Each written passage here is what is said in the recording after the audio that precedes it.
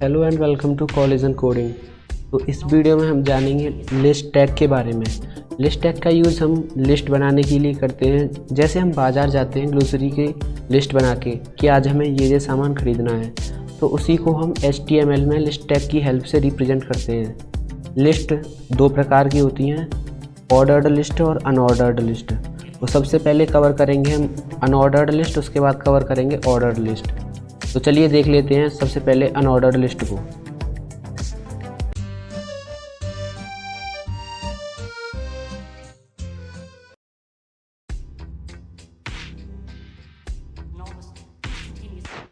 Unordered list को हम represent करते हैं UL से, और उसके अंदर जो भी हमें लिखना होता है, जितने भी आइटम्स हमें अपनी लिस्ट के अंदर ऐड करने होते हैं, उन सबको हम लिखते हैं लिस्ट टैग के अंदर, जो कि LI से रिप्रेजेंट किया जाता है, और उसको ऐसे लिखते हैं।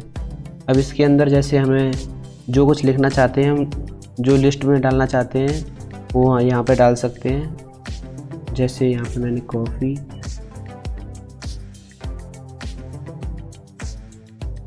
तो यहाँ पे मैंने ये कॉफ़ी, टी और शुगर इसमें डाल दिए हैं।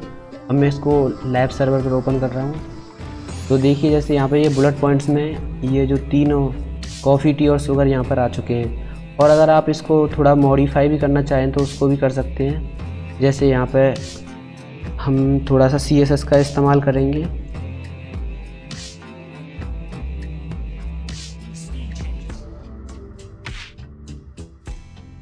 तो यहाँ पे हम लिस्ट स्टाइल टाइप में सर्कल, स्क्वायर या डिस्क, या फिर अगर हमें कोई भी बुलेट पॉइंट में नहीं दिखाना है तो नन। तो सबसे पहले मैं यहाँ पे आपको दिखा देता हूँ स्क्वायर में। अब यहाँ पे मैंने ये स्टाइल टैब स्क्वायर डाला है। अब मैं इसको लाइव सर्वर में ओपन कर लूँगा, तो आप देख सकते हैं जो पहले जो सर्कल फॉर्म में आ रहे थे वो अब स्क्वायर फॉर्म में आ गए हैं, ये जो बुलेट पॉइंट्स हैं। अगर हम इसको कोई भी स्टाइल नहीं देना चाहते हैं हम इसको, तो यहाँ पे स्क्वायर की जगह नन भी यूज़ कर सकते हैं। नन लिख के अब देखते हैं लैब सर्वर में। तो अब यहाँ पे देखिए कोई भी बुलेट पॉइंट नहीं है। तो इस तरह से हम यूज़ करते हैं अपने अनऑर्डर लिस्ट को। अब यहीं पे बात कर लेते हैं ऑर्डर लिस्ट के बारे में।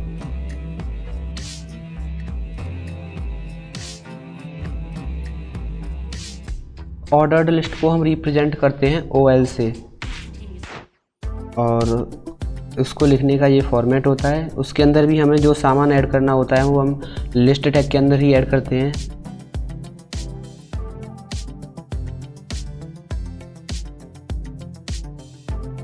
तो जैसे मैंने जो ऊपर लिखा था वही नीचे लिख लिया है। अब मैं इसको पहले आपको वो लैब सर्वर पर ओपन करके दिखा देता हूँ कि जैसे यहाँ पे जो बुलेट पॉइंट के फॉर्म में है, और ये जो है जो सीक्वेंस में है, जो सीक्वेंस वाइज 1 2 3, ये तो सीक्वेंस वाइज फॉर्म में दिखाया गया है।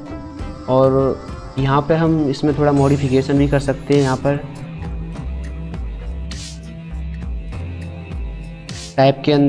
टाइप लिखकर हम यहाँ पे जो कुछ भी टाइप करना चाहते हैं, जैसे हमें यहाँ पे जैसे हमें नंबर में दिखाना है तो हम यहाँ पे 1 टाइप कर लेंगे, और आप देख सकते हैं कि यहाँ पे नंबरिंग आ रही है। और अगर हम यहाँ पे नंबर की जगह पे कुछ और जैसे स्मॉल a से दिखाना चाहते हैं या कैपिटल A से, तो उसको यहाँ पे टाइप करके अब देख लेते हैं लाइव सर्वर पर। तो अब ये बुलेट पॉइंट ABC के फॉर्म में चलेंगे। और जैसे हमें यहाँ पे रोमन नंबर्स में दिखाने हैं, तो हम यहाँ पे स्मॉल I और कैपिटल I का यूज़ कर सकते हैं, और इसको लाइव सर्वर में ओपन करके देख लेते हैं। तो अब यहाँ पे हमारा जो लिस्ट है, जो ऑर्डर लिस्ट, उसका जो सीक्वेंस है वो अब रोमन नंबर्स में आ चुका है। तो ऐसे हम यूज़ कर सकते हैं ऑर्डर लिस्ट को। अगर इसमें भी आपको कुछ और नए एट्रीब्यूट्स बताएं तो हमें कमेंट करके ज़रूर बताएं। और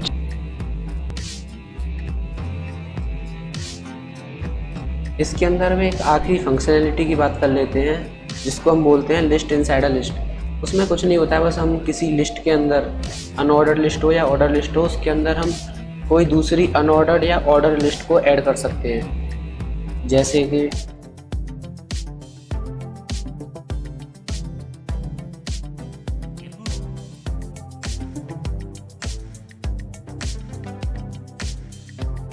अब जैसे मैंने यहाँ पे कॉफ़ी के अंदर ही ऑर्डर्ड लिस्ट लगा कर तो उसके अंदर लिस्ट टैग का यूज़ करके इसमें मिल्क और टेस्टी ये दो चीज़ें ऐड कर दी है। कॉफ़ी मिल्क से बनती है उसमें और वो टेस्टी होती है।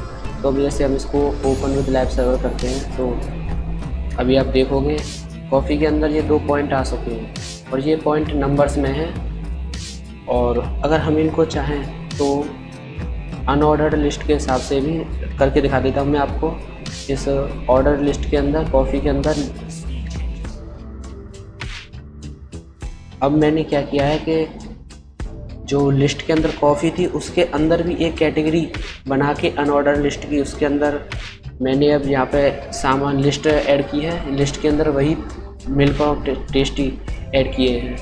तो अब आप देख सकते हो कि यहाँ पे कॉफ़ी के अंदर ये जो पॉइंट्स हैं ये न्यूमेरिकल फॉर्म में हैं और यहाँ पे जो ये बुलेट पॉइंट्स बन चुके हैं। तो हम ऐसे भी किसी लिस्ट के अंदर कोई दूसरी अनऑर्डर्ड या ऑर्डर्ड लिस्ट को ऐड कर सकते हैं। और जाते जाते अब एक लाइक तो करते जाना यार।